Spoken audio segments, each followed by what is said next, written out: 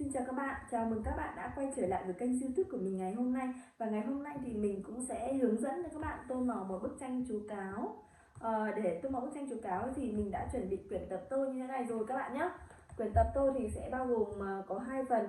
Phần bên này sẽ là phần mà chúng mình sẽ tiến hành tô, còn phần bên này sẽ là phần vẽ mẫu các bạn nhé. Thì các bạn có thể vẽ theo phần vẽ mẫu hoặc các bạn có thể sáng tạo các bạn nhé.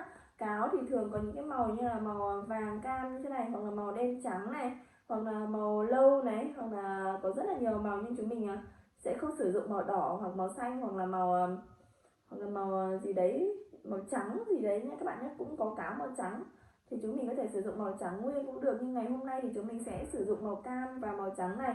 Và để hoàn thiện cái bức tranh này thì mình sẽ chuẩn bị một hộp sáp màu Doraemon bao gồm 24 màu này các bạn nhé. Những bộ sáp này thì là bộ sáp màu mà mình thường sử dụng ở các video trước dành cho màu tô này, bởi vì bộ này sẽ bao gồm 24 màu, có đầy đủ tất cả những màu mà chúng mình có thể hoàn thiện được bức tranh này, đúng không các bạn?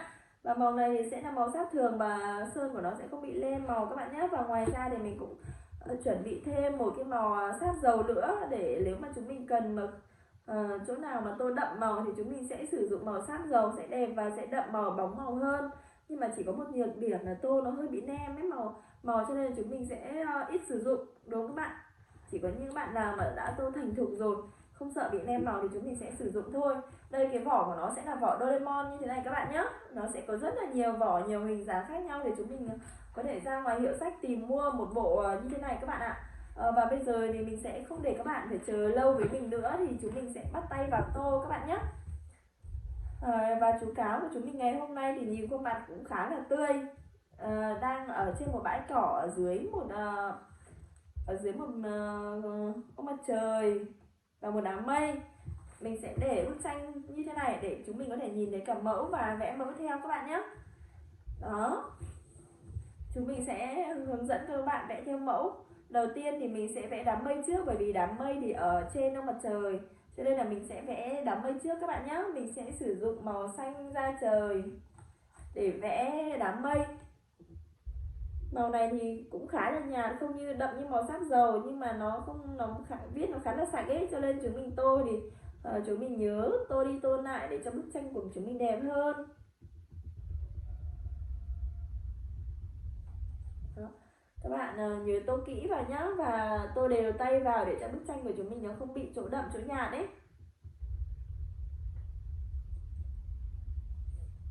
Một đám mây bồng bềnh, đúng không các bạn? Hôm nay trời có vẻ rất là đẹp, cho nên là đám mây của chúng mình trôi bồng bềnh dưới ánh nắng mặt trời. Chắc hẳn cũng khá nhiều bạn thì biết đến bạn cáo này rồi, bởi vì bạn cáo có thể là chúng mình chưa gặp ngoài đời, nhưng mình nghĩ rằng là chúng mình cũng đã tiếp xúc với những cái bạn cáo ở trong những bộ phim ảnh này, hoặc là ở trên sách rồi, đúng không các bạn?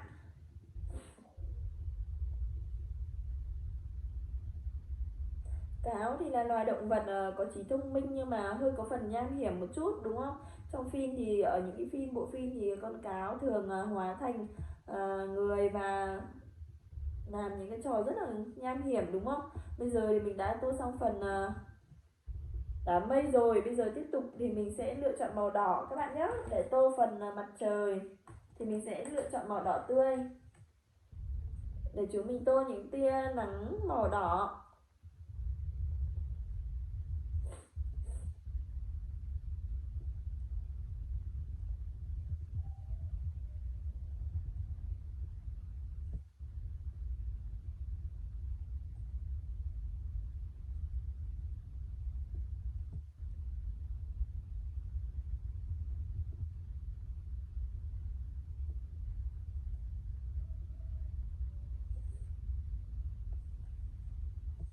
Những tia nắng của chúng mình ngày hôm nay sẽ có màu đỏ rực rỡ luôn. Thì ánh nắng mặt trời mùa hè hoặc là ban ngày, bao giờ ánh nắng cũng sẽ chan hòa và rực rỡ, đúng không các bạn? Mình đang lựa chọn màu đỏ nhá, tô các phần ánh nắng.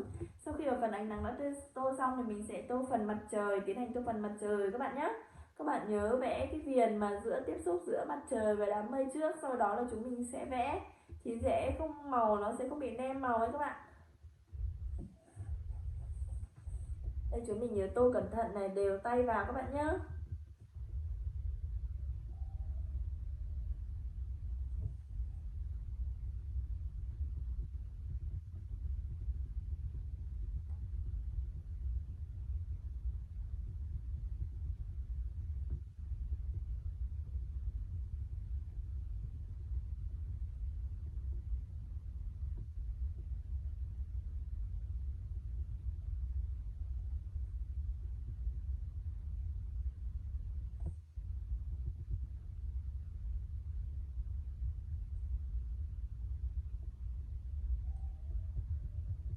Đó, mình đã vẽ xong phần mặt trời rồi các bạn ơi. Bây giờ mình sẽ tiến hành đi tô chú cáo của chúng mình. Thì cáo của chúng mình ngày hôm nay sẽ có phần tai trong màu hồng, bộ lông màu vàng, màu trắng, pha màu trắng. Thì mình sẽ tiến hành dùng màu hồng này để tô phần bên trong của hai chiếc tai đại bạn các bạn nhé. Thì các bạn chỉ tô ở phần bên trong tai thôi, còn phần viền tai thì chúng mình sẽ vẫn sử dụng màu cam. Chắc hẳn có khá nhiều bạn thì cũng chưa tìm hiểu nhiều về loài cáo của chúng ta ngày hôm nay. Thì các bạn cáo ở trong hình vẽ thì khá là tươi, nhưng mình nghĩ ở ngoài nếu mà chúng mình gặp thì có thể chúng mình sẽ hơi hoảng sợ một chút đấy, bởi vì bạn cáo bạn ấy là một động vật ăn thịt, đúng không các bạn? Bạn ấy là một động vật ăn tạp nhé. Hầu như là mình đã vẽ xong phần tai rồi, bây giờ mình sẽ tiếp tục vẽ đến phần lông màu vàng cam các bạn nhé. Mình sẽ lựa chọn màu cam, đây sẽ là màu cam này. Mình sẽ vẽ tiếp tục phần ở trên mái tóc này, và phần lông ở phía người này, và ở phần đuôi nữa các bạn nhé. Thì đầu tiên thì mình sẽ vẽ ở trên phần trán trước đi, và phần vành tai ngoài các bạn nhé. Bạn cáo thì mình sẽ kể tiếp câu chuyện về bạn cáo các bạn nhé. Thì bạn cáo thì là loài động vật ăn tạp. Bạn ấy có thể ăn xác động vật này, hoặc bạn ấy có thể ăn thịt sống của động vật, hoặc là bạn ấy có thể ăn cua, hoặc là ăn thực phẩm như là rau này, hoặc là bạn ấy có thể ăn hoa quả. Bạn ấy là một động vật rất là ăn tạp. Và đôi mắt của bạn ấy thì nhìn thì có vẻ nhìn rất là sắc sảo, đúng không các bạn? Đôi mắt nhìn rất là sắc sảo, nhưng mà thực tế ra thì bạn ấy chỉ nhìn được hai màu thôi các bạn ơi. Bạn ấy chỉ có thể nhìn được màu trắng, nhìn mọi vật ra màu trắng và màu đen các bạn nhé, sẽ không nhìn ra được màu xanh hoặc màu đỏ đâu. Cho nên là mọi thứ mà bạn ấy ăn ấy thường có màu đen trắng qua đôi mắt của bạn ấy, chứ không có màu đỏ hoặc là màu sắc sặc sỡ các bạn nhé.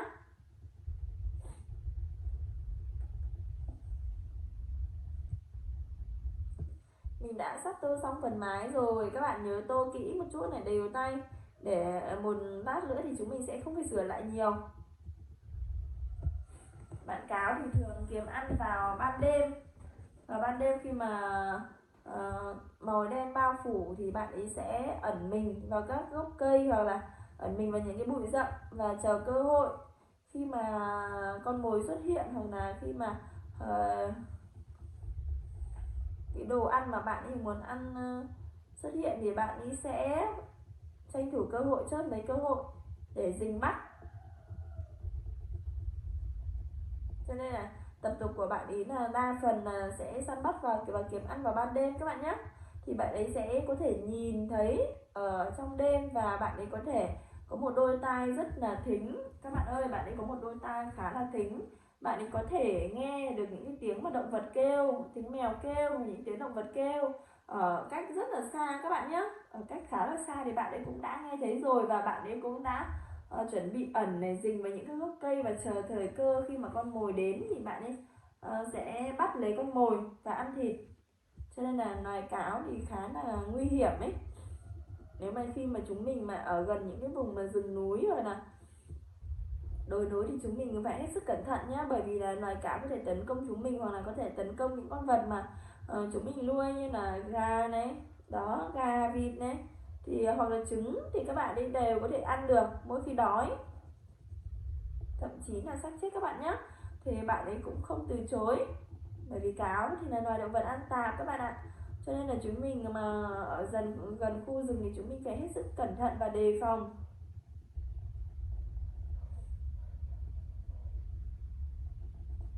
mà hầu như các khu rừng bây giờ thì không còn nguyên sinh nữa, đúng không các bạn? Thì cũng không còn nguyên sinh nữa, và đa phần là đã các loài cáo thì cũng đã bị săn bắt khá là nhiều rồi các bạn ơi. Bị các bác thợ săn thì săn bắt khá là nhiều rồi, nên cho nên chúng mình nghĩ rằng chúng mình có thể yên tâm nhé, rằng là sẽ không có loài cáo nào xuất hiện được ở gần khu vực con người đâu. Bây giờ thì mình đã tô xong phần trên trán rồi đúng không các bạn? Thì mình sẽ tiếp theo tô phần người. Mình sẽ để lại cái chòm lông màu trắng ở phía đằng trước các bạn nhé. Quên là mình chưa tô phần màu môi cho chú cá của chúng mình ngày hôm nay, thì mình sẽ lựa chọn màu đỏ. Phần môi thì khá là nhỏ thôi, và đang có một nụ cười khá là tươi.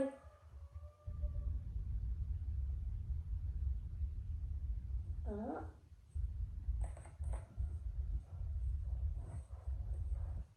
Bây giờ mình sẽ tô phần lông ở trên thân người. Các bạn nhớ chừa ra phần lông, bộ lông màu trắng ở phía dưới này các bạn nhé. Mình sẽ tiến hành đi tô. Các bạn nhớ chừa ra phần chân, bởi vì phần chân chúng mình sẽ sử dụng màu lâu. Nhớ tô phần viền trước, sau đó là tô bên trong thì cái màu của chúng mình nó sẽ không bị lem ra ngoài các bạn. Mình sẽ tiến hành đi tô trước phần viền.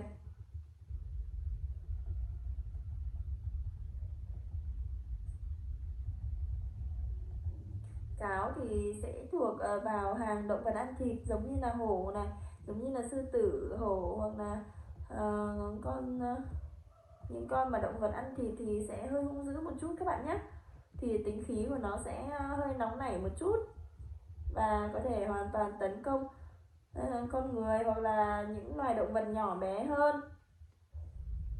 Cho nên là chúng mình mà thấy những loài động vật ăn thịt thì chúng mình nên đề phòng một chút, hoặc là chạy nhé các bạn nhé.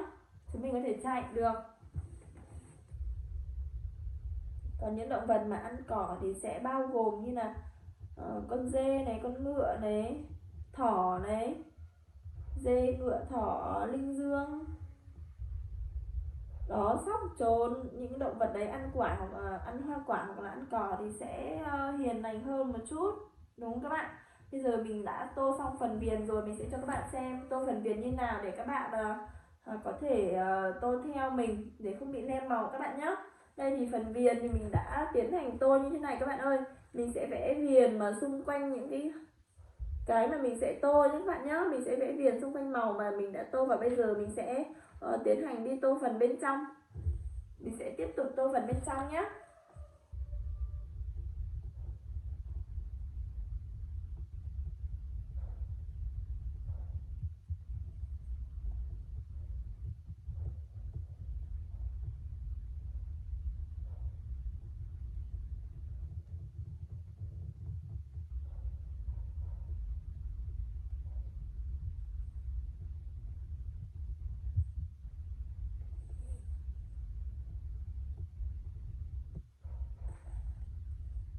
Một bộ màu thì sẽ có 24 màu, nhưng mà mình nghĩ rằng chúng mình sẽ không thể tô hết được, bởi vì là mỗi bức tranh thì chúng mình sẽ chỉ có thể sử dụng 2 cho đến 3 màu, 4 5 màu để chúng mình tô thôi, cho nên là một hộp màu nó khá là nhiều ấy. Các bạn mua bộ màu này thì cũng đã thỏa sức để chúng mình vẽ rồi.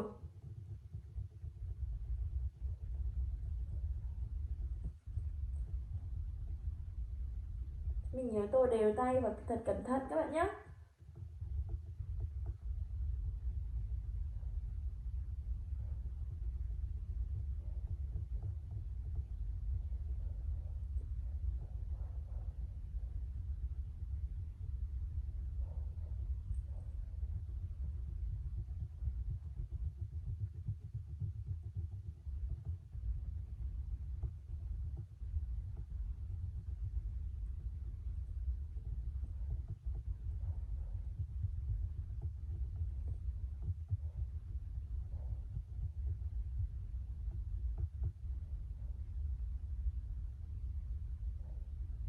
Mình đã vẽ xong phần mình rồi, bây giờ mình sẽ vẽ tiếp phần đuôi.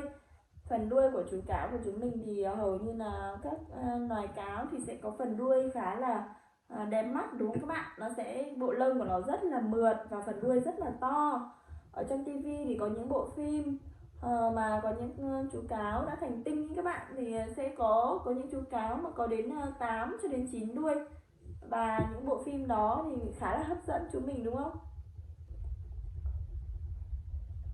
Đó, cho nên là bộ đuôi của chú cáo khá là ấn tượng đối với mình ấy, bởi vì là nó rất là to, mượt và rất là đẹp, giống như một chiếc chổi lông vậy các bạn ạ. Mình cũng đã gần hoàn thiện xong phần đuôi rồi. Chờ một chút là mình đã hoàn thiện xong phần đuôi các bạn nhé. Các bạn nhớ tô đều tay vào, và cho màu của chúng mình thật là đều, không bị loang lổ các bạn nhé.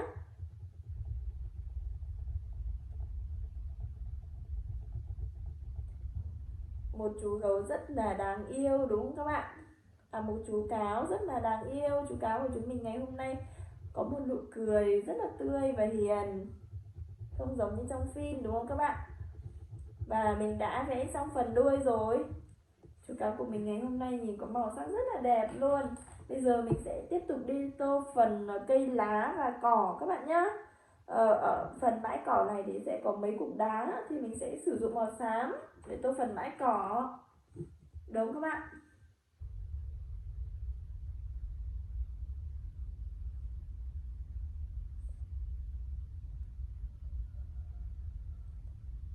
Xong mấy cục đá rồi thì chúng mình sẽ lựa chọn màu xanh đậm một chút để chúng mình sẽ tô phần lá cây.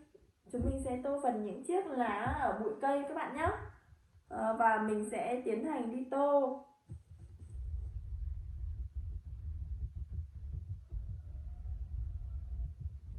Chúng mình sẽ để dành phần màu xanh nhạt hơn một chút để chúng mình tô phần bãi cỏ, đúng không các bạn? Mình sẽ tiến hành vẽ viền cho những bụi cây này trước.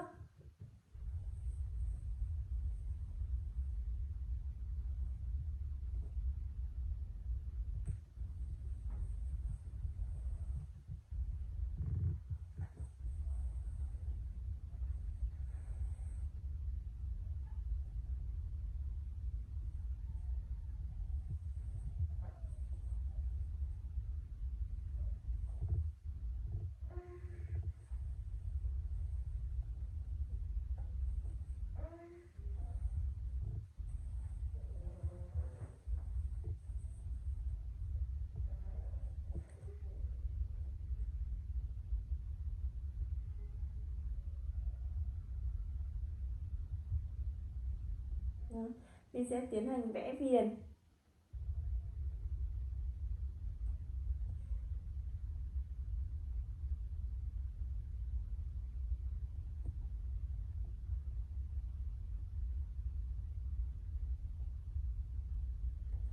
Sau khi mà đã vẽ viền xong thì mình sẽ tiến hành tô ở bên trong các bạn nhé. Các bạn nhớ tô phải đều tay vào, mình vẫn luôn dặn các bạn là phải tô đều tay và đừng để màu sắc bị loang lổ thì bức tranh của mình mới đẹp được các bạn nhé. Màu sắc bây giờ thì cũng đã tô màu rất là đậm rồi.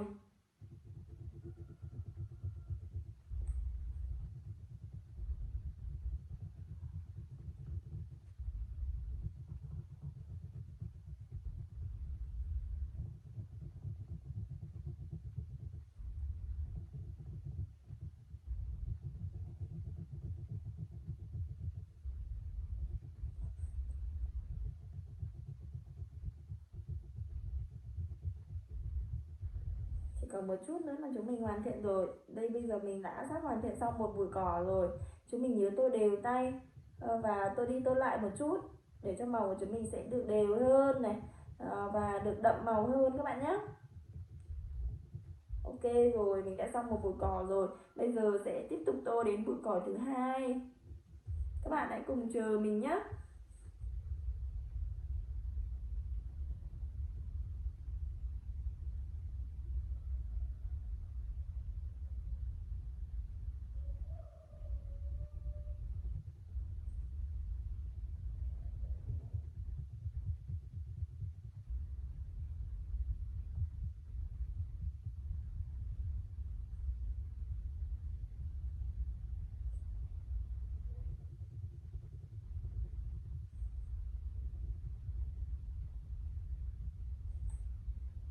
Đã xong bụi cỏ thứ hai rồi. Bây giờ chúng mình sẽ vẽ tiếp bụi cỏ thứ ba các bạn nhé.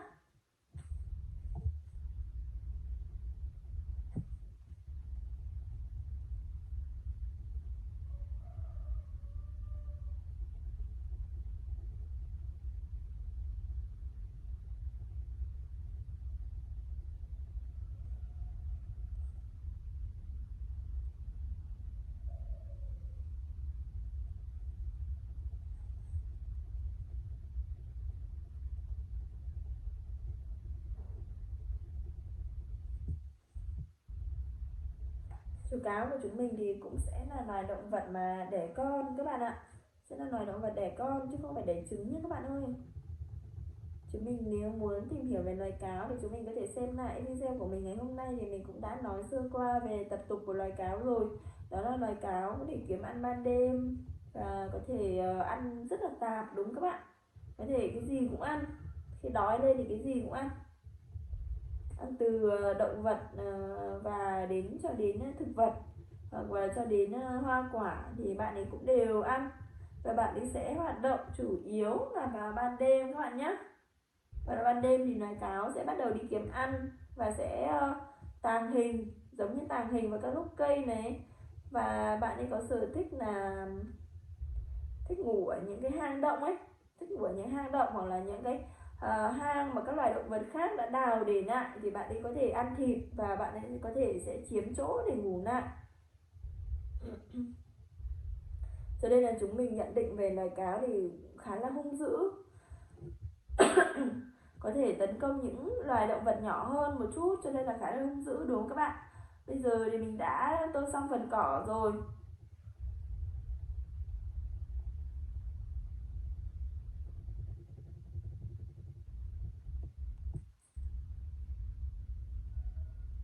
Bây giờ thì mình sẽ tiếp tục tô phần chân của chú cáo các bạn nhé. Phần chân của chú cáo thì vừa mình quên mất là mình không tô, và bây giờ mình sẽ tô. Thì mình sẽ lựa chọn màu lâu đi.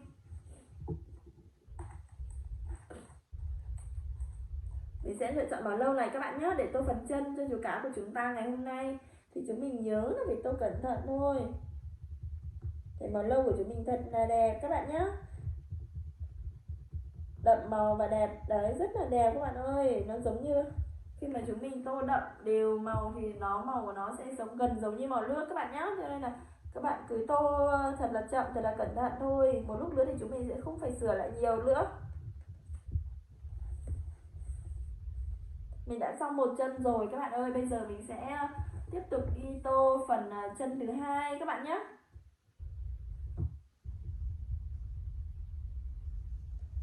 Đó, mình sẽ tiếp tục đi tô phần chân thứ hai. Các bạn có thể lấy một tay này để giữ lên quyển tập tô của chúng mình, và một tay còn lại thì chúng mình sẽ tô để tránh bị xê dịch.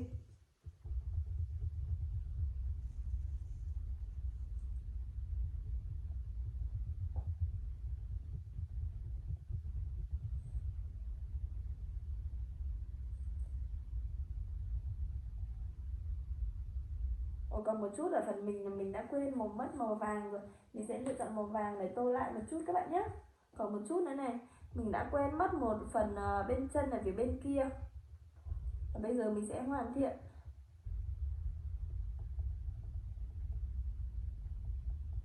Ok, và sau khi hoàn thiện rồi, bây giờ mình sẽ tiếp tục quay trở lại để tô phần bên chân. Mình vẫn sẽ sử dụng màu lâu các bạn nhé. Mình vẫn sẽ sử dụng màu nâu như thế này.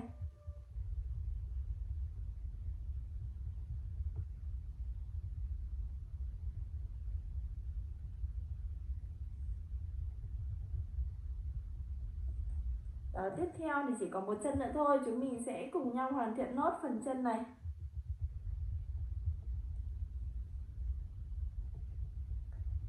Các bạn mà chưa có quyển tập tô này thì các bạn nhớ là đi ra hiệu sách và tìm mua những quyển tập tô. Ở hiệu sách thì sẽ có những quyển tập tô có rất là nhiều chủ đề khác nhau các bạn nhé.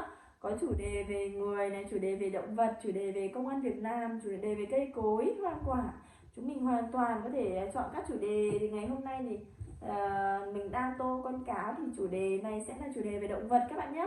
Thì chúng mình hãy lựa chọn tất cả các chủ đề cho thật đa dạng, và mỗi ngày chúng mình hãy cùng với nhau tô màu tất cả các bức tranh để cho cuộc sống của chúng mình sẽ có thêm nhiều màu sắc hơn. Và bây giờ thì mình sẽ chỉ còn phần cỏ ở phần phía dưới của chú cáo thôi. Thì mình sẽ lựa chọn màu xanh nhạt các bạn nhé. Mình sẽ lựa chọn màu xanh nhạt này để hoàn thiện nốt phần bãi cỏ mà chú cáo của chúng mình đang đứng lên các bạn nhé. Và các bạn hãy cùng đi tô lốt với mình để hoàn thiện bức tranh này các bạn nhé.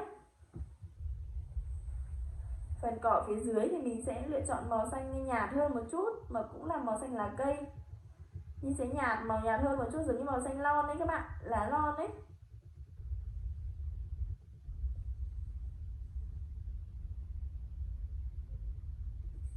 Nhớ tô thật kỹ đều tay để bức tranh của chúng mình thật là đẹp các bạn nhé. Sau bức tranh này thì chúng mình có thể mang đi tặng rồi, mang đi tặng người thân, mang đi tặng bố mẹ hoặc là bạn bè, anh chị em của mình, hoặc là tặng các cháu, tặng các em, các cháu. Mình nghĩ rằng các em bé và các cháu sẽ rất là thích bức tranh của chúng mình. Bởi vì có rất là nhiều bạn thực sự là rất là tò mò về chú cáo, đúng không các bạn? Cho nên là các bạn có thể mang đi. Mà nếu các bạn muốn bảo quản bức tranh được lâu thì chúng mình có thể mang đi ra hiệu ảnh để chúng mình ép vào, thì bức tranh của chúng mình sẽ để được lâu hơn nhé các bạn nhé. Chúng mình sẽ mang đi ép, hoặc là cùng nếu mà chúng mình có thể đóng khung này. Sau khi ép đóng khung bức tranh của chúng mình thì chúng mình sẽ mang đi tặng, thì mình nghĩ rằng những người được tặng sẽ cảm thấy rất vui, bởi vì bức tranh của chúng mình đã bỏ tâm tư đầy tình cảm của chúng mình vào để chúng mình hoàn thiện, đúng không các bạn? Chúng mình nhớ tô lại 1-2 lần các bạn nhé, để cái màu sắc này nó sẽ đậm hơn. Thường thì màu sắc sẽ nhạt hơn màu nước, cho nên là chúng mình phải tô đậm. Rất là đẹp rồi. Bây giờ chỉ còn một chút nữa thôi là đã hoàn thiện rồi.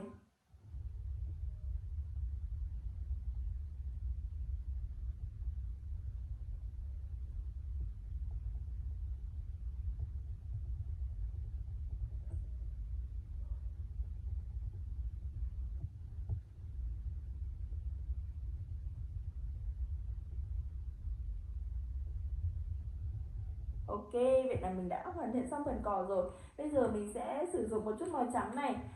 Mình sẽ sử dụng một chút màu trắng này, mình tô lên phần khuôn mặt, bộ lông.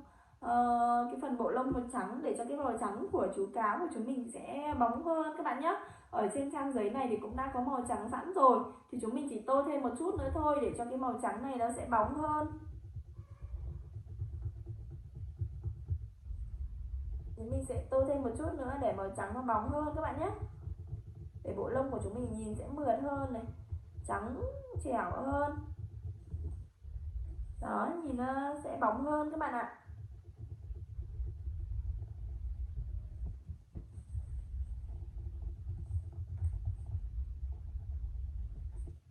Các bạn hãy đợi mình một chút, mình sẽ cho các bạn xem thành quả của mình ngày hôm nay rất là tuyệt vời luôn. Mình sẽ cho các bạn xem, và nếu bạn nào mà yêu thích bức tranh của mình thì các bạn có thể comment, hoặc là các bạn có thể nhắn tin cho mình, thì có thể là mình sẽ các bạn là nếu yêu thích bức tranh này thì mình sẽ tặng cho các bạn về nhà để chúng mình cắt ra, chúng mình có thể đi ép hoặc là đóng khung để làm kỷ niệm các bạn nhé. Bức tranh này thì khá là đáng yêu. Bình thường nếu mà chúng mình mua một bức tranh bên ngoài mà đóng khung thì mình nghĩ rằng cũng phải vài chục nghìn cho đến 100.000, đúng không các bạn?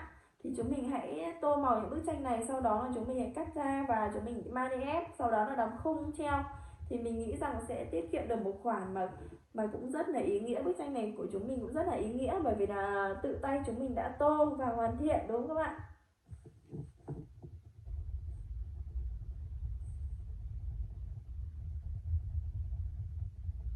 Mình đã gần xong rồi, chỉ còn một chút nữa thôi. Mình sẽ tô màu trắng lên một chút nữa để cho màu trắng nó sẽ trắng hơn là cái màu của tờ giấy các bạn nhé.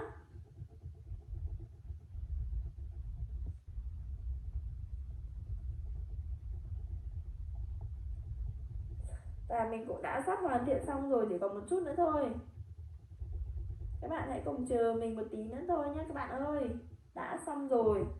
Đây còn một chút đuôi nữa này.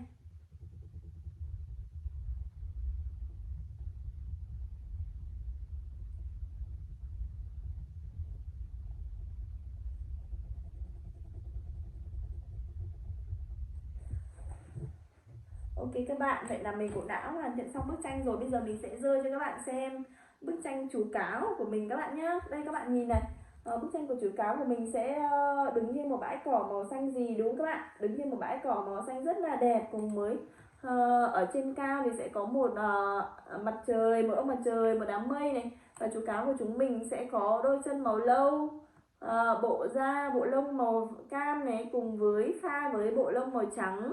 Đúng không các bạn? Nhìn rất là đẹp mắt, đúng không? Các bạn nhìn như này có thấy màu sắc của chúng mình cũng rất là tuyệt vời, đúng không các bạn? Màu sắc của chúng mình nếu mà chúng mình biết tô, chúng mình tô đều màu thì bức tranh của mình cũng khá là xinh đẹp, đúng không? Bức tranh này hoàn toàn các bạn có thể treo, cũng rất là ý nghĩa. Và ngày hôm nay thì chúng mình đã hoàn thành xong một bức tranh rồi. Video của mình đến đây cũng đã kết thúc rồi. Thì mình hy vọng rằng những video clip sau thì chúng mình sẽ cùng nhau tô những cái màu sắc về bức tranh về động vật này, hoặc bức tranh về một con vật nào đấy các bạn. Nếu các bạn muốn tô bức tranh về chủ đề nào thì các bạn có thể comment phía dưới cho mình các bạn nhé. Thì mình sẽ lên video clip để cùng nhau tô với nhau các bạn nhé. Bây giờ thì chào các bạn và hẹn gặp lại các bạn ở những video lần sau. Xin chào.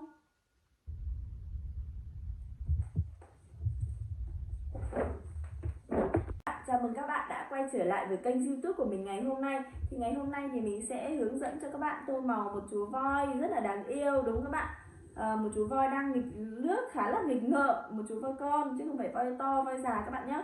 Và để hoàn thiện bức tranh này thì mình cũng đã chuẩn bị một quyển tập tô như thế này.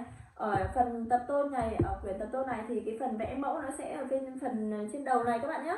Thì các bạn có thể vẽ theo mẫu hoặc là các bạn có thể sáng tạo theo. Chú voi của chúng mình thì thường nó sẽ có màu xám này, hoặc là màu đen các bạn nhé, hoặc là màu, chứ không có những màu sặc sỡ như màu vàng hoặc là màu đỏ, màu xanh đâu. Cho nên các bạn mà sáng tạo thì các bạn cũng nên sáng tạo trong một khuôn hạn hẹp nào đấy thôi.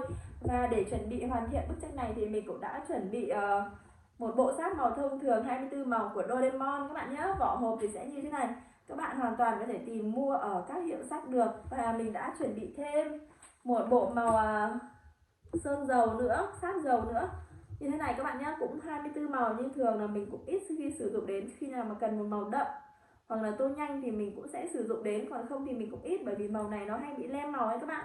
Thì chúng mình sử dụng màu này cũng khá là đầy đủ rồi. Bây giờ thì sẽ không để các bạn phải chờ lâu thêm nữa, thì chúng mình sẽ đi vào tiến hành tô nhé. Đầu tiên thì chúng mình sẽ vẽ màu nước đi các bạn ơi. Màu nước thì chúng mình sẽ sử dụng màu xanh nước biển. Đây sẽ là màu xanh nước biển các bạn nhé. Thì chúng mình sẽ sử dụng vẽ những tia nước và những bãi nước mà chú voi của chúng mình hôm nay, ngày nay rất là tinh nghịch, đúng không? Đó, mình sẽ tiến hành đi tô những giọt nước bắn lên trước nhé các bạn nhé. Thì có vài giọt nước là bị bắn lên khi mà chú voi của chúng mình nghịch ngợm ấy. Mình sẽ tiến hành tô màu xanh nước biển đi.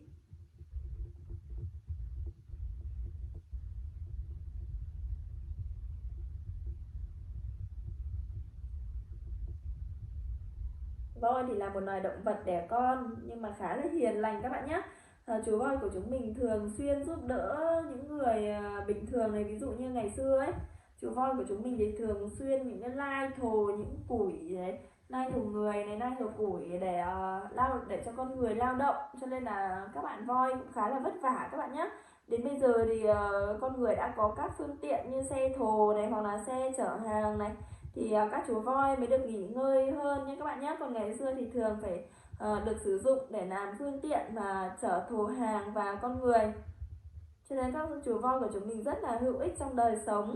Bây giờ thì đã nhàn hơn một chút rồi, chú voi thì thường xuyên là giúp đỡ mọi người, nhưng mà có một sức mạnh rất là khỏe các bạn nhé, rất là khỏe, cho nên là có thể quật ngã được một cái cây. Nhưng bạn ấy rất là hiền thôi, bạn ấy không tấn công mọi người các bạn nhé, không tấn công ai, và bạn ấy có một tiếng gầm rất là to, vang xa.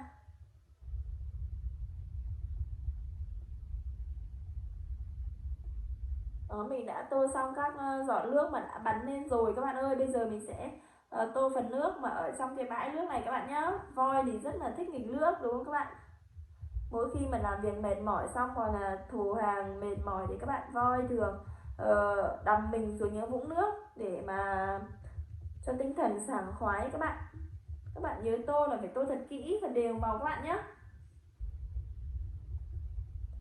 Chúng ta để hoàn thành được một bức tranh đẹp thì chúng mình phải tô thật là kỹ, thật là đều màu và phải thật là nót từng chút một, thì chúng mình mới có được những cái bức tranh thật là đẹp, đúng không các bạn?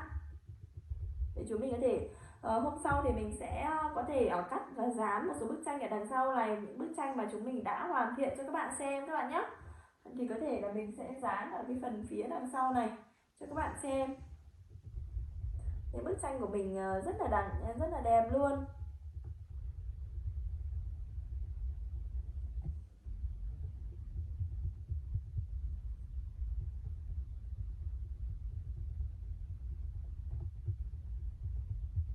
Đó, mình đã gần hoàn thiện xong một phần nước rồi.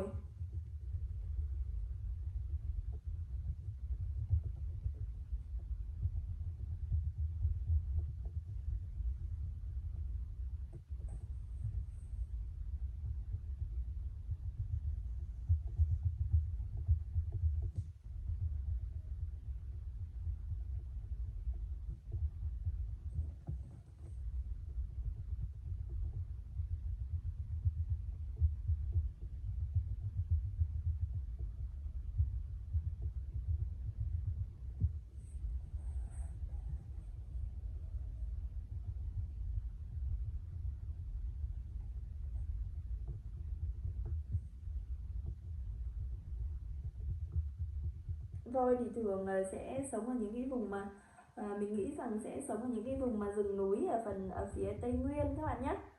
Thường là xuất hiện ở vùng núi Tây Nguyên, còn ở miền Bắc chúng mình thì cũng cũng rất là ít xuất hiện, và mình cũng từ nhỏ thì mình cũng chưa được tận mắt nhìn thấy chú voi bao giờ các bạn ơi. Mặc dù là mình sống ở trên vùng rừng núi, mình sống trên vùng đồi núi của một tỉnh miền núi, nhưng mà mình cũng chưa từng nhìn thấy những chú voi bao giờ các bạn nhé. Thường thì bây giờ những cái vùng rừng núi đã không còn nguyên sinh nữa rồi. Mình không biết là các ông bà ngày xưa thì có nhìn thấy voi không và các động vật khác không, nhưng mà đến thời của mình thì đã không còn những cái loài động vật cư trú được ở trên rừng nữa các bạn nhé. Bởi vì là con người thường hay săn bắt các loài động vật, cho nên là một số loài động vật quý hiếm đã được nhà nước cấm săn bắt, đúng không các bạn, để bảo tồn.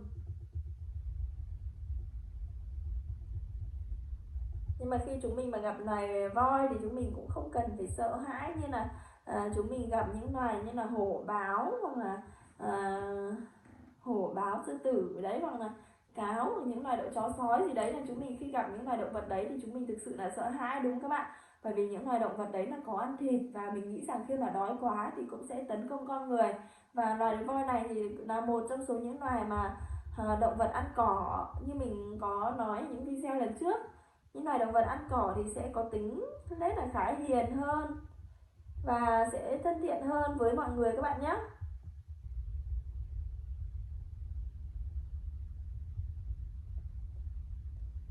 Ok, vậy là mình đã gần xong tô xong phần nước rồi các bạn ơi. Bây giờ mình sẽ tiến hành đi tô phần có hai hòn đá ở chỗ cái phần mà vũng nước của chúng mình ấy, thì mình sẽ sử dụng màu nâu để tô phần hai cục đá này các bạn nhé.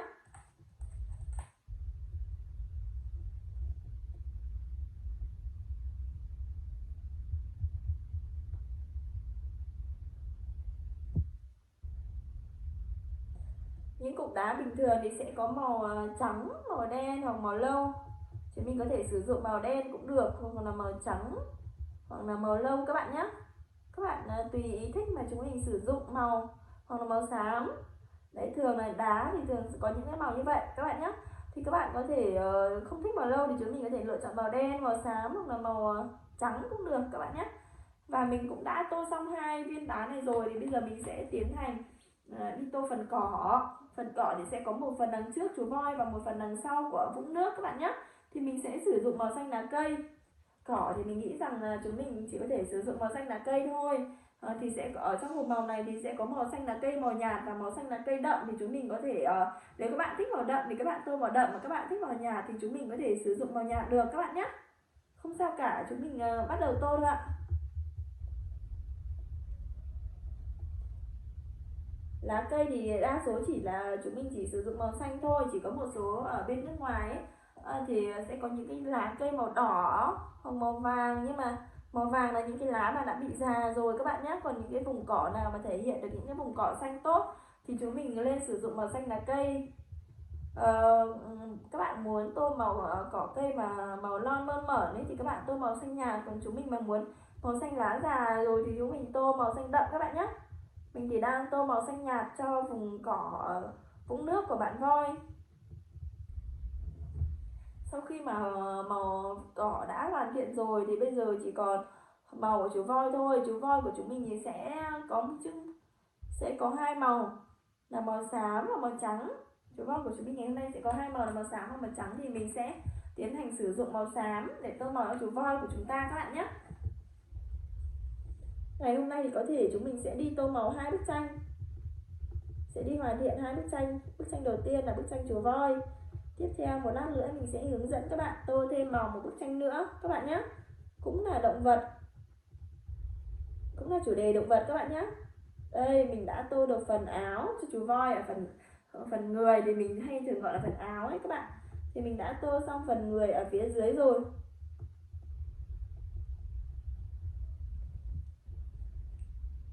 Tiếp theo thì mình sẽ tô phần hai bên tai.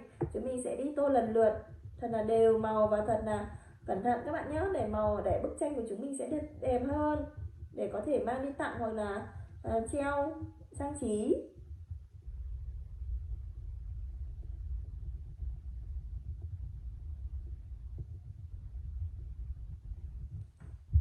Mình đã vẽ xong một bên tai rồi, bây giờ mình sẽ hoàn thiện một bên tai còn lại các bạn nhé.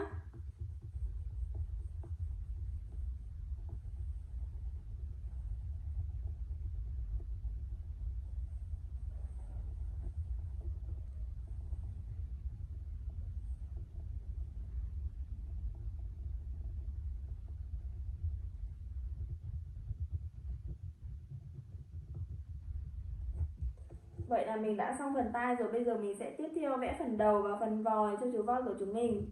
Các bạn, tô màu hôm nay thì bức tranh này khá là đơn giản các bạn ạ, chỉ có 2-3 màu thôi. Chúng mình phối vào và chúng mình sẽ tô, nó không hề cầu kỳ đâu các bạn ơi. Chúng mình sẽ tô thật cẩn thận các bạn nhé.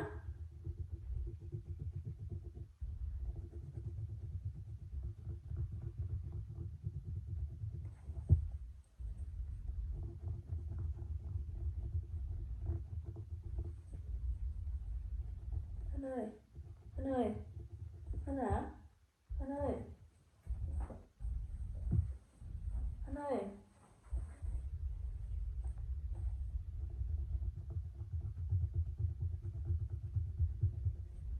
Đó, mình đã vẽ xong phần vòi rồi.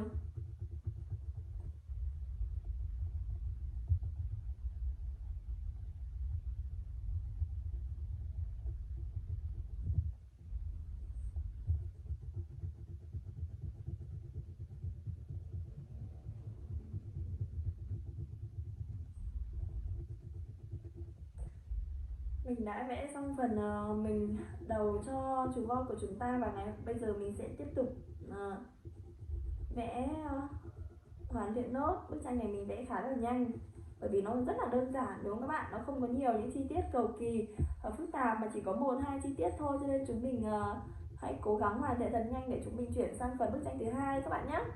Và mình cũng đã hoàn thiện xong rồi các bạn ơi. Còn bạn nào chưa hoàn thiện thì nhanh tay hoàn thiện nốt các bạn nhé. Bây giờ thì mình sẽ cho các bạn xem bức tranh mà còn một chút nữa mình tí quên phần tay bên này. Các bạn hãy cùng chờ mình một chút.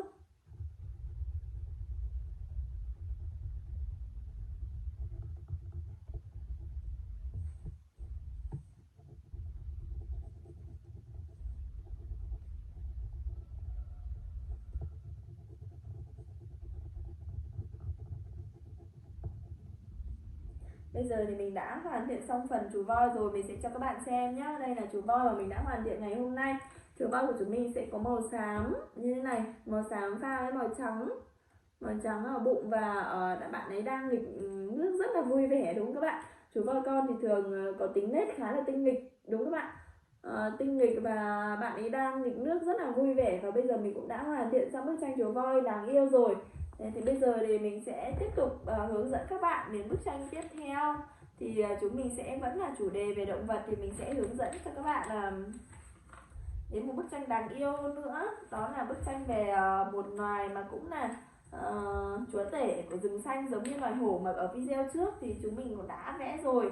Thì ở video lần này thì chúng mình sẽ tiếp tục vẽ, đó là video về chú sư tử các bạn nhé. Chúng mình sẽ đi hoàn thiện chú sư tử của chúng mình ngày hôm nay.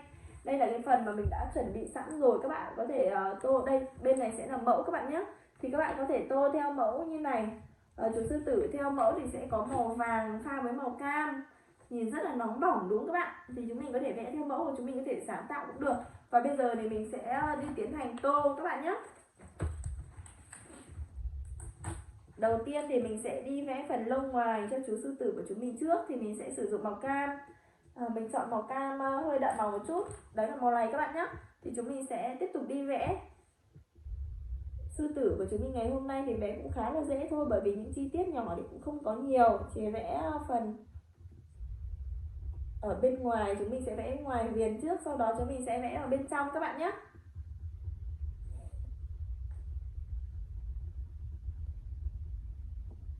Sư tử là một trong những loài động vật ăn thịt cũng khá là hung dữ các bạn ơi, cũng khá là hung dữ giống như loài hổ ấy các bạn. Hổ và sư tử thì là hai loài chúa tể của rừng xanh rồi đúng không các bạn, cho nên là sẽ không sợ bất cứ một loài động vật nhỏ nào đâu các bạn ạ. Nhưng mà mình nghĩ là sư tử thì sẽ hiền hơn là hổ một chút các bạn nhé. Nếu như mà các bạn gặp hổ thì các bạn cảm thấy rất là sợ hãi đúng không, nhưng gặp sư tử thì có những chú sư tử cũng khá là hiền đấy. nhưng mà hầu như là cũng khá là hung dữ, bởi vì là những cái loài và động vật ăn thịt giống như video clip mà mình đã nói ấy, thì có tính nết khá là hung dữ và thường có tính nết là tìm thức ăn, đúng không các bạn? Cho nên là những cái lúc mà bình thường thì các bạn sống ở vùng rừng núi thì các bạn cũng nên đề phòng một chút các bạn nhé.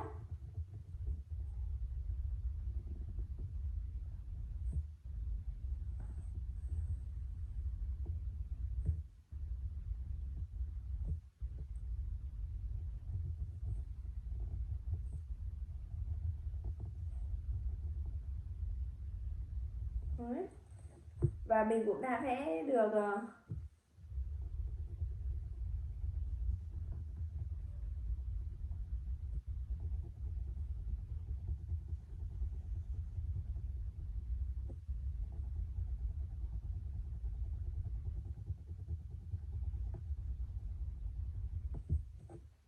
và sau khi mà chúng mình đã vẽ viền cho cái mái tóc của chú sư tử của chúng mình ngày hôm nay thì mình sẽ tiến hành tô màu bên trong.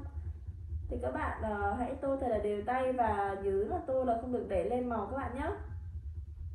Màu sáp của chúng mình bây giờ thì cũng khá là đậm rồi, không như ngày xưa nữa. Ngày xưa màu sáp thì nó khá là nhạt ấy, và cái màu mà mình tô thì nó sẽ không được đẹp ấy. Bây giờ màu sáp khá là đậm, các bạn hoàn toàn có thể tìm mua ở các hiệu sách các bạn nhé.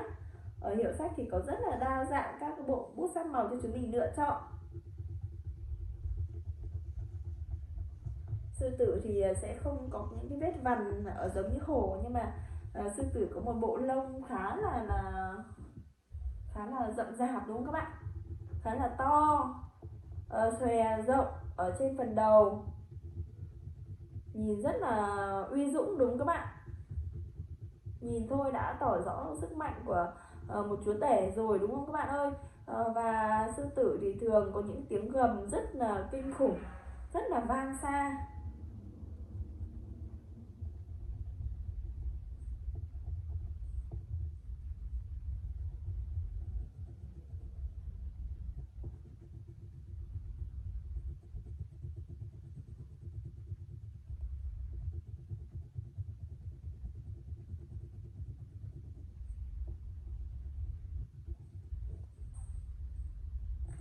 Mình cũng đã sắp hoàn thiện xong phần mái tóc cho chú sư tử của chúng mình ngày hôm nay rồi. Chỉ còn một chút nữa thôi là mình đã hoàn thiện rồi các bạn ạ. Bây giờ mình sẽ tiến hành hoàn thiện lốt các bạn nhé.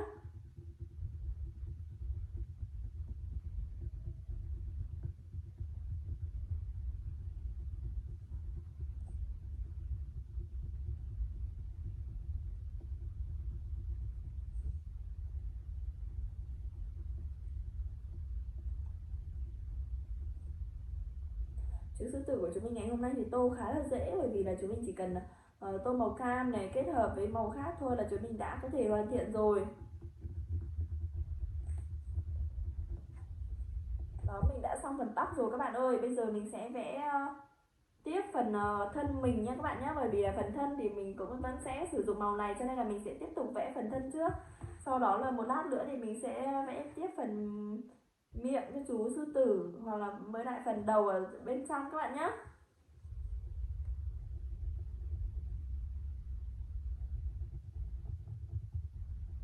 Ui, đây các bạn nhớ là phải vẽ thật cẩn thận nhé các bạn ơi. Sẽ sử dụng màu cam, màu vàng nhạt là chủ yếu, bởi vì sư tử của chúng mình thường là có những cái bộ lông màu vàng, giống như mà màu vàng nhuộm tóc mà nó bị cháy ấy các bạn. Đấy, kiểu như thế. Thì mình cũng đã được nhìn thấy ở trên phim, trên ảnh rồi các bạn nhé. Mình cũng chưa nhìn thấy ở ngoài đời đâu, nói thật đấy. Mình chưa nhìn thấy ở ngoài đời, và mình cũng ít, nhưng mà mình cũng chưa được đi vườn bách thú để xem sư tử. Nhưng mà mình cũng đã nhìn thấy ở trên tivi rằng là cái chú sư tử của chúng ta đa phần là sẽ có một cái màu mà gọi là màu vàng, nhưng mà màu vàng như kiểu màu nhuộm tóc mà bị cháy các bạn. Màu vàng và một bộ lông không mượt như các bạn nhé, rất là xù chứ không hề mượt như hổ các bạn nhé.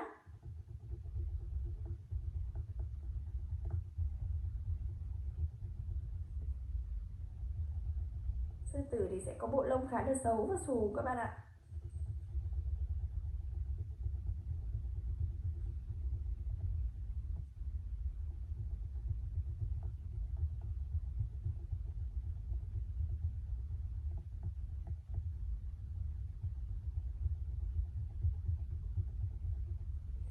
các bạn ơi, các bạn có thể tô từ từ và đều màu để cho bức tranh của chúng mình hoàn thiện thật là đẹp các bạn nhé. Một lát nữa thì mình sẽ cho các bạn nào mà chưa ở trong bức tranh thì chú sư tử của mình khá là hiền, không giống như trên phim đâu các bạn ơi. Trên phim này khá là hung dữ, nhìn rất là đáng sợ, nhưng mà trong bức tranh của chúng mình rất là dễ thương.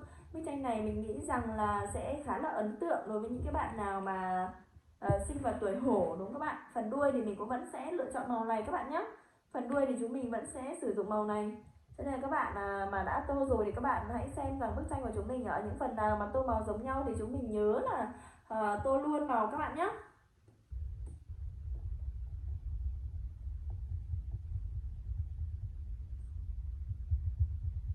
Đấy, có những bạn nào mà sinh vào tuổi đâu, mình nhầm rồi các bạn ơi, bởi vì là tuổi hổ thì mới khá là ấn tượng đúng không? Nhưng mà đây là bức tranh này là về chú sư tử. Sư tử thì sẽ không có trong không có trong cái tuổi 12 tuổi của con giáp nhé các bạn nhé, không có tuổi nào là tuổi sư tử cả. Cho nên là bức tranh này chúng mình có thể treo thôi, chứ nếu mà tặng bạn nào thì sẽ không có bạn nào cái tuổi mà sư tử cả các bạn nhé. Trong 12 con giáp thì chỉ sẽ có con hổ thôi. Bạn nào mà thuộc 12 con giáp có những con vật nào thì các bạn có thể comment phía bên dưới để xem là có bạn nào mà không biết không các bạn nhé. Để những cái bạn nào mà không biết thì chúng mình có thể tham khảo thêm. 12 con giáp thì thường là sẽ có con chuột này, con trâu, con mèo, rắn, con rồng, con ngựa, con dê, con khỉ, con gà, con chó và con lợn các bạn nhé. 12 con giáp sẽ bao gồm những con mà mình có thể đã kể tên rồi, còn những con mà mình không kể tên thì sẽ không có ở trong 12 con giáp tuổi của mọi người các bạn nhé. Bây giờ thì mình đã tô xong phần người rồi, mình sẽ tiến hành, mình sẽ lấy màu vàng đậm này. Mình nghĩ rằng là mình sẽ lấy màu vàng đậm này các bạn nhé, để tô phần chân và phần bụng cho chú hổ của chúng mình ngày hôm nay. Chú sư tử, mình hay nói nhầm ấy các bạn, bởi vì mình vừa mới tô chú sư tử chú hổ ở video clip trước, cho nên là ở video clip này thì mình cũng hay nói nhầm ấy. Mình đã gần xong phần móng rồi. Phần móng thì chúng mình sử dụng màu cam, màu vàng đậm các bạn nhé. Chúng mình mix màu vàng đậm với màu da là màu cam, với bộ lông màu cam.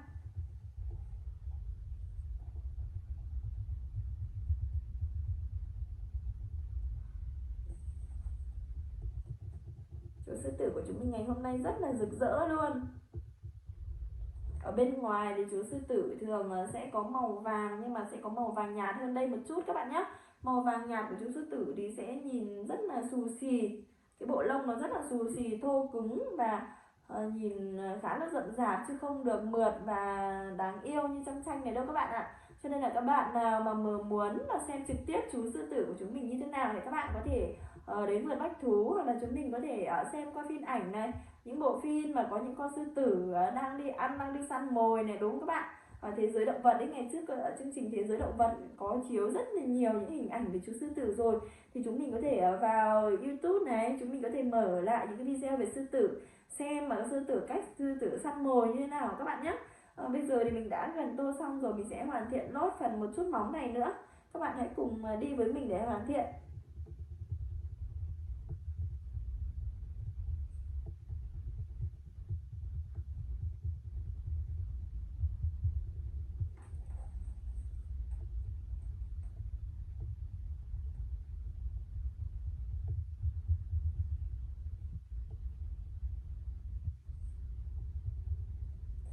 Ok, vậy là mình đã hoàn thiện xong phần tô móng rồi. Bây giờ mình sẽ tiến hành đến phần tai và phần khuôn mặt các bạn nhé. Phần tai thì ở trong tai thì mình sẽ lại sử dụng màu hồng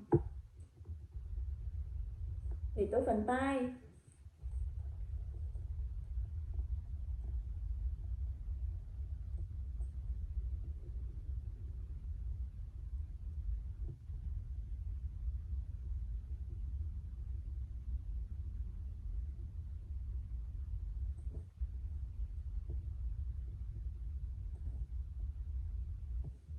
Sau khi mà mình đã tô xong phần tai rồi thì mình sẽ tiến hành đi tô phần cái khuôn miệng các bạn nhé. Sẽ có phần khuôn miệng hình tròn như thế này và chúng mình sẽ tiến hành đi tô. Thì mình sẽ lựa chọn màu vàng tươi Mình sẽ lựa chọn màu vàng tươi này để tô phần khuôn miệng các bạn nhé. Khuôn miệng của chú thì đang là mỉm cười rất là tươi. Trong tranh thì chú sư tử của chúng mình rất là dễ thương đúng không các bạn?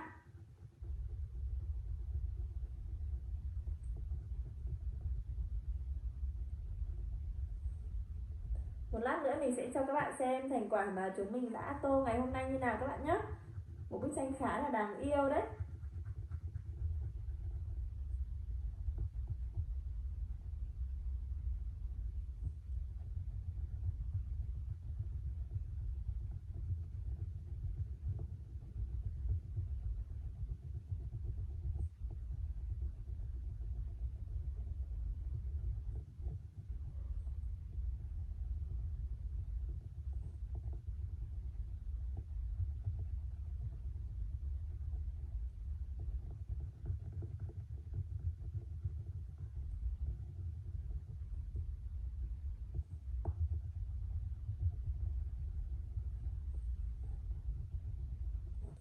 Mình đã tô xong phần miệng cho chú bé rồi. Bây giờ mình sẽ tiếp tục tô. Mình sẽ sử dụng màu cam các bạn nhé, để tô phần khuôn mặt ở đằng trước cho chú sư tử của chúng mình. Thì mình sẽ sử dụng màu cam nhạt. Mình nghĩ rằng mình sẽ sử dụng màu cam nhạt nhạt một chút các bạn nhé. Đây sẽ là màu cam này. Màu cam này thì màu nó hơi xám xám, pha lẫn màu xám một chút, nhưng mà màu lâu một chút, nhưng mà nó sẽ rất là phù hợp. Các bạn hãy đi tô cùng mình ở một bên, ở bên vành tai ngoài này, sau đó là sẽ tô bên trong. Ở trong cái bộ giáp 25 màu này thì cũng khá là nhiều màu cho chúng mình lựa chọn các bạn nhé. Cùng là một màu vàng nhưng có những màu vàng chanh này, màu vàng cam này, màu vàng tươi để chúng mình có thể kết hợp tô những bộ phận khác nhau đều mà sử dụng màu vàng các bạn nhé. Và bức tranh của chúng mình ngày hôm nay cũng đã sắp hoàn thiện rồi.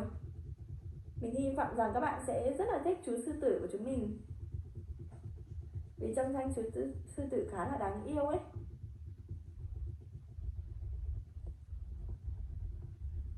Mình cũng hy vọng là một ngày gần nhất thì chúng mình sẽ được đi thăm vườn bách thú đúng không các bạn, để ngắm nhìn trực tiếp những chú động vật mà chúng mình chưa bao giờ được nhìn thấy, chỉ có thể ngắm qua tranh hoặc ảnh đúng không các bạn. Và khi nào mà các bạn được đi xem trực tiếp rồi thì các bạn trước mình thì các bạn và mình chưa được đi thì các bạn nhớ là chụp ảnh cho mình xem với nhé các bạn ơi. Các bạn nhớ chụp ảnh và comment xuống bài viết của mình để cho mình được ngắm nhìn với nhé. Đây, và mình cũng đang hoàn thiện nốt rồi, chỉ còn một chút nữa thôi là chúng mình đã hoàn thiện phần bức tranh thứ hai. Trong video clip ngày hôm nay thì chúng mình đã hoàn thiện được 2 bức tranh đúng không các bạn? Bức tranh đầu tiên thì chúng mình đã hoàn thiện xong rồi, và bây giờ sẽ là đến bức tranh thứ hai. Chúng mình cũng đã sắp hoàn thiện rồi.